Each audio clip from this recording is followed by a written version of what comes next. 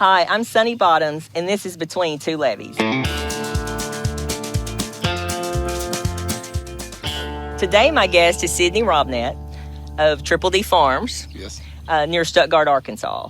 Thanks for joining me, Sydney. Couldn't be happier. I'm so glad you're here. I've known you for a few years now. We were in the Rice Leadership class. Yep, 2016 with the USA Rice Foundation. Yep. So, Sydney. Yes.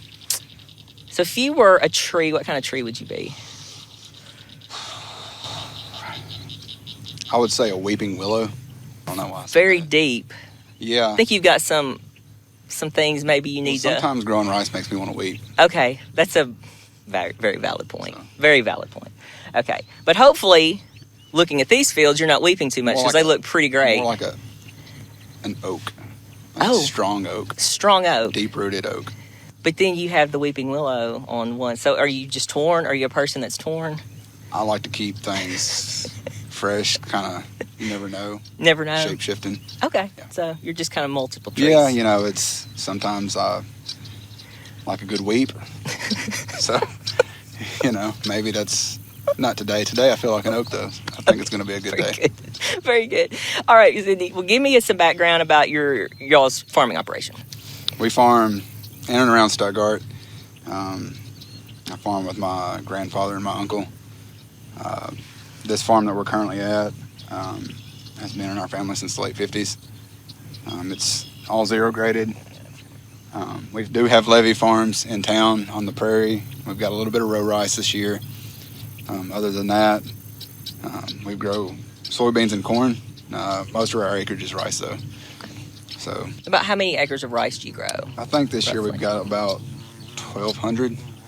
Okay. Roughly. So on this particular farm that we're on now, the zero grade fields, this is near Humphrey, Arkansas. Yes. Correct? Yeah, about halfway between Stuttgart and Humphrey. Yeah. Okay. Start us off with when you planted this rice, and then what's been your herbicide program up So this field right here was planted on April 14th. Generally, behind the drill, well, it's all predicated on not running the field up. Right. The fall before last year, we were really blessed to have a dry harvest, which was great.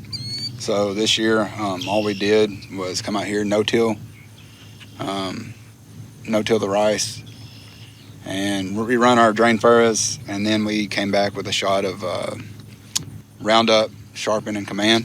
Okay. Just burned it down behind the drill. Our first herbicide shot was Postscript and Rebel X. Okay. And then we came back with Postscript and Rindy.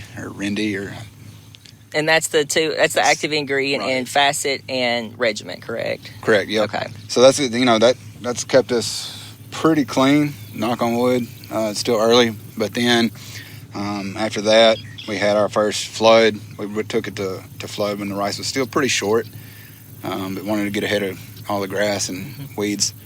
And then we put the bigger flood on, and that's when we came back with the Rogue. It's been something that has worked for us really well.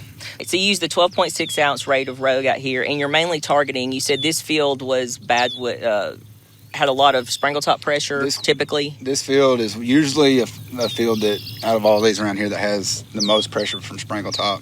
Sedges are a problem, of course, with continuous rice production, but ever since we've been using that,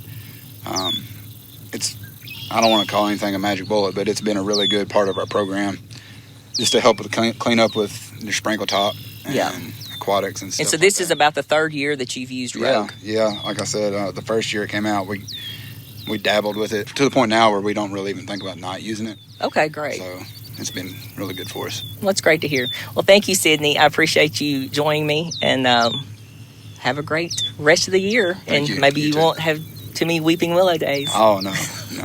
We're good now.